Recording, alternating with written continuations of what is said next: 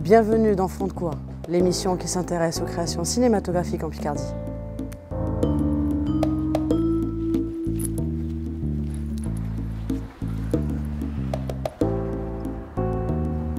Aujourd'hui, nous allons rencontrer Félix Letto, un jeune réalisateur picard. J'ai quelques questions à lui poser. Suivez-moi. Est-ce que tu pourrais me parler un peu de ton court-métrage? Oui, bien sûr. C'est un court-métrage qui s'appelle Cruel sera le désert, qui est l'histoire, comme son nom l'indique, d'une jeune femme qui est perdue sur une route complètement désertique. Et elle est peut-être aussi un peu perdue dans le temps ou dans sa tête. Enfin, ça, je laisse aux téléspectateurs la possibilité d'y voir ce qu'il veut. Sans plus attendre, jetons un coup d'œil à ce court. Il me semble un peu louche.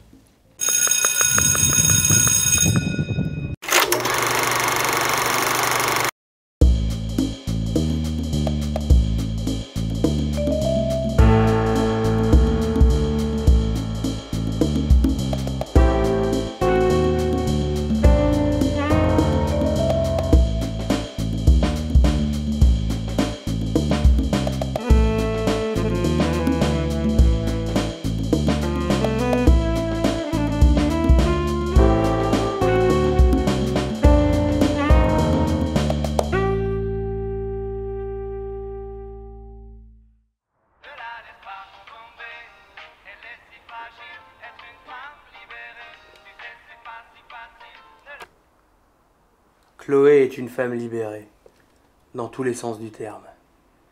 Elle vit sa vie et vient de sortir de tôle. Chloé parle le moins possible, de toute façon elle n'a rien à dire et personne qui l'écoute. Mais son existence faite de braquages minables et d'aventures éphémères va prendre un tour inattendu dans l'affaire de ce soir, quand elle aura cette simple idée, rentrer en stop jusque chez elle. Sans transition, une histoire cauchemardesque, ironique et tout à fait féministe que j'ai intitulée « Cruel sera le désert ».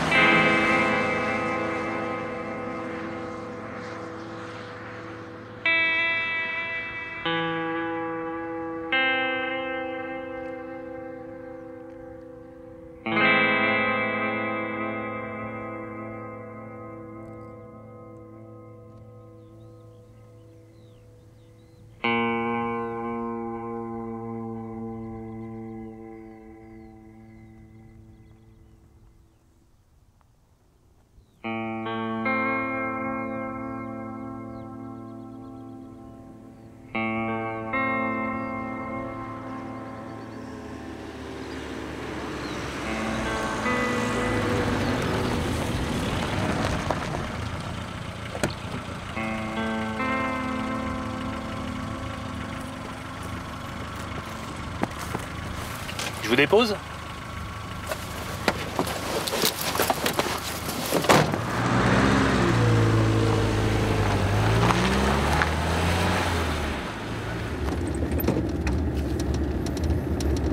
Vous allez où? Paris. C'est pas ma route, mais ça peut le devenir. Vous venez de loin?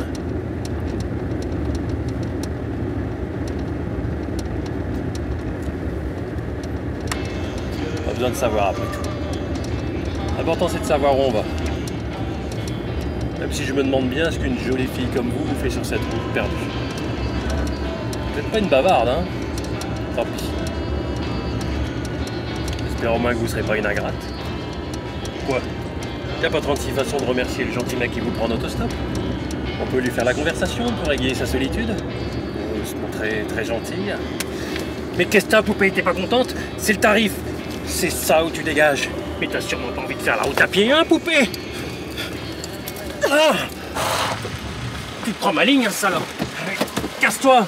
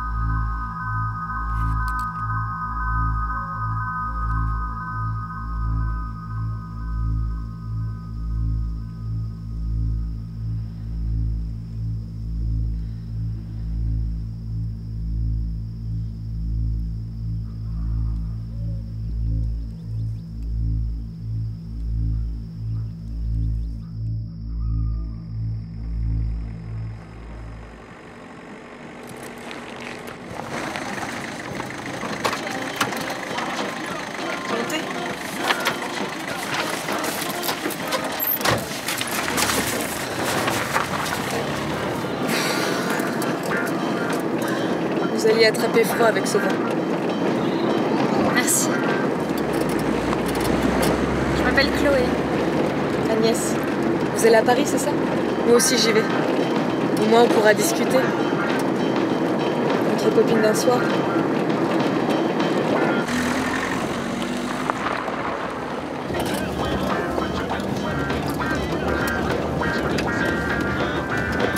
Ah, j'en connais une qui a soif. On va devoir s'arrêter.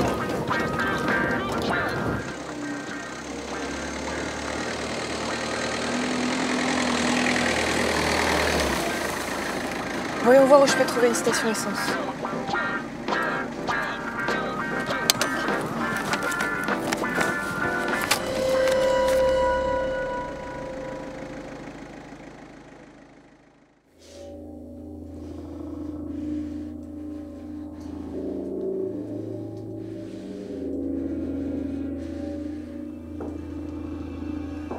Tu viens jouer avec moi?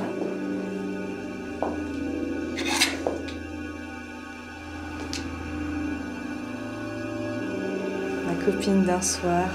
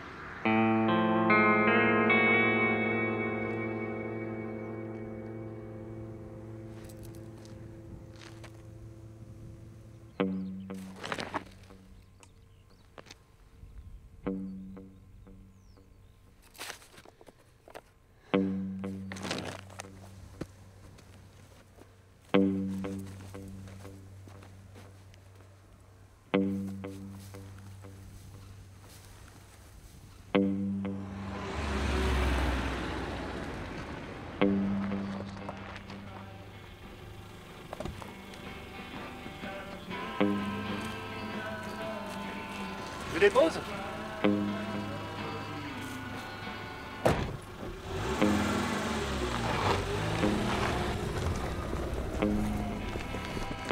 Montez, n'ayez pas peur. Quoi? Je suis pas assez bien pour vous, c'est ça? Démerde-toi, connasse!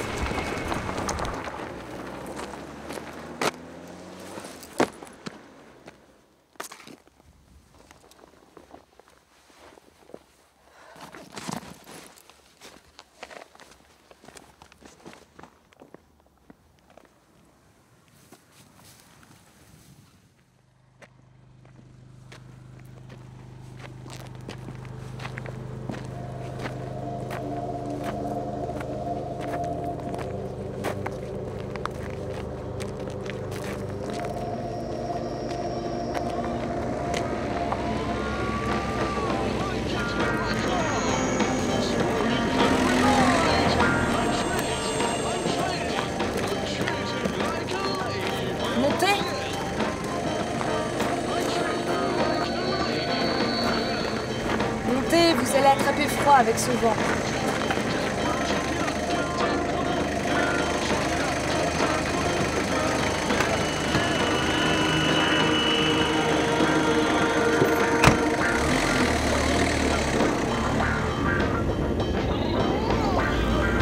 Heureusement que je passais par là.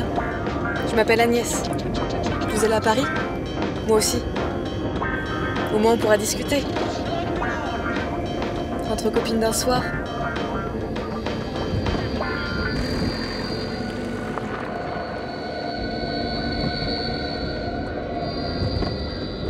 Ah, j'en connais une qui a soif. On va devoir s'arrêter.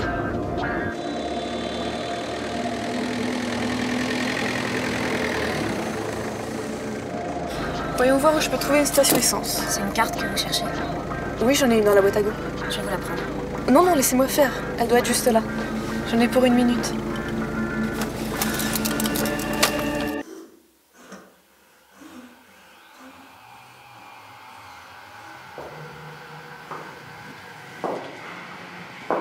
Ma copine d'un soir n'a pas été sage.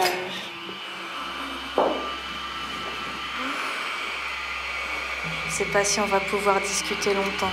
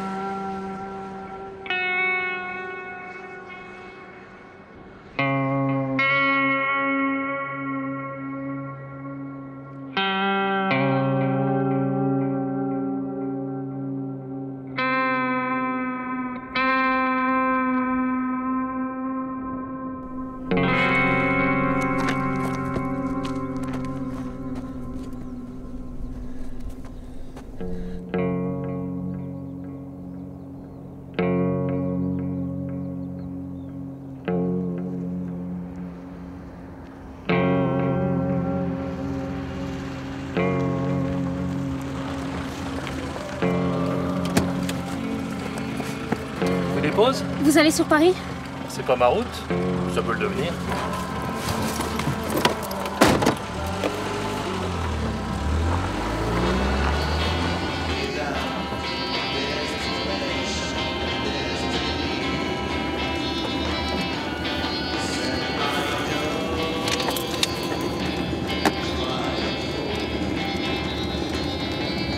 Vous venez de loin?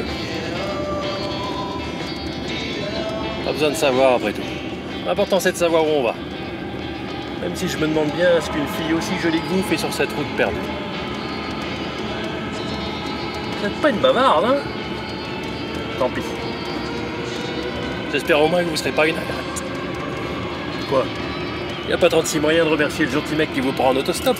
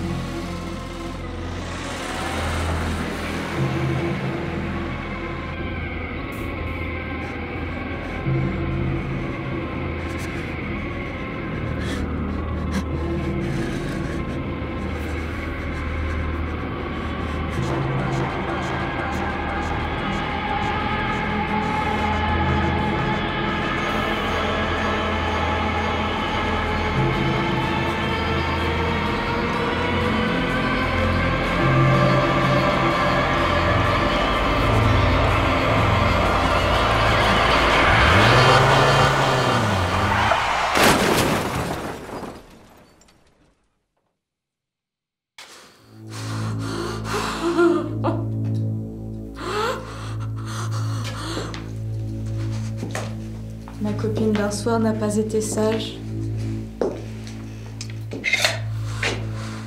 Je sais pas si on va pouvoir discuter longtemps. Sûr. Il n'y a pas 36 moyens de remercier le gentil mec qui vous prend en autostop.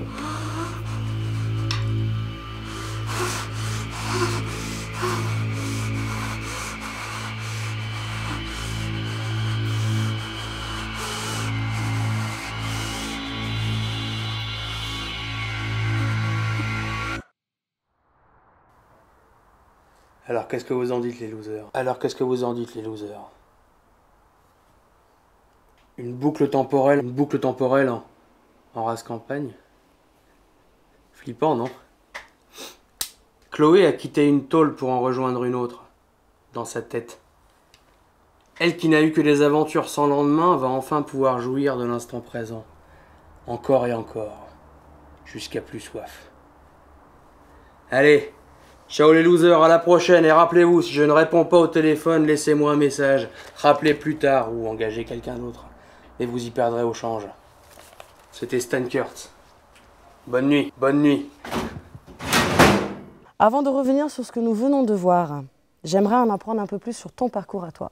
Je me souviens, au début des années 90, alors que je suis encore très jeune, avoir eu une espèce de choc en fait, quand je me suis rendu compte de la diversité un peu du cinéma. Alors ce choc, il est très simple et il tient en un film qui est Meurtre mystérieux à Manhattan de Woody Allen. C'est comme ça que je me suis que je suis devenu cinéphile assez jeune, et puis que j'ai voulu faire moi-même en bricolant avec le caméscope de mes parents des petits films, des émissions de télé dans mon salon.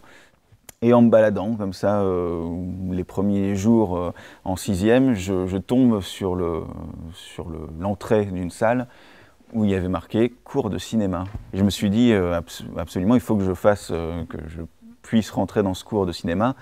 J'ai dû attendre quelques années parce que c'était destiné qu'aux lycéens. Donc je suis rentré en section cinéma à la fin du lycée. Je me suis dit je crois que j'aime vraiment ça et je vais continuer. Et donc j'ai fait un BTS audiovisuel. Et après le BTS, j'ai voulu continuer un peu à réfléchir autour du cinéma et autour de ce que j'allais faire, ce que j'allais proposer.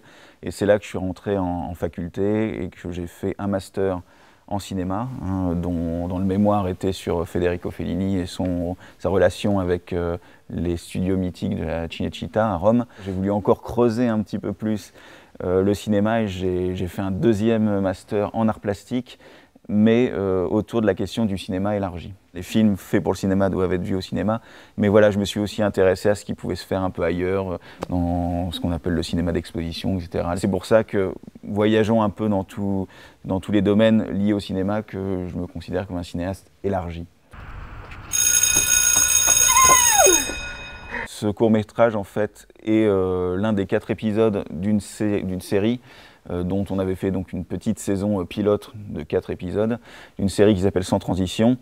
Comme vous l'avez vu, c'est une série qui propose en fait des histoires courtes qui sont indépendantes, c'est-à-dire qu'on ne retrouve pas de personnages récurrents, sauf bien sûr le détective qui vient en fait introduire chaque histoire, voilà, comme un dossier qui sort de son bureau. Et par rapport donc, au tournage de ce court-métrage-là, alors le tournage, les difficultés, est-ce que tu en as rencontré ou pas? Parce que c'est une aventure qui s'est faite sur plusieurs mois et vraiment autour de ces 4 épisodes.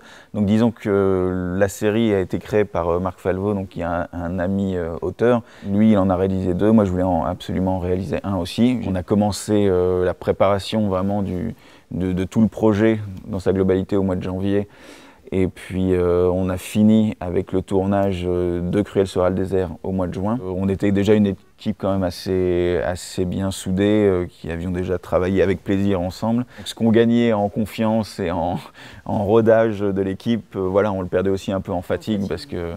Et puis voilà, les conditions de tournage étaient assez rudes. Ça a été le film le plus long et le plus dur à tourner parce que c'est de nuit, parce que c'est en extérieur.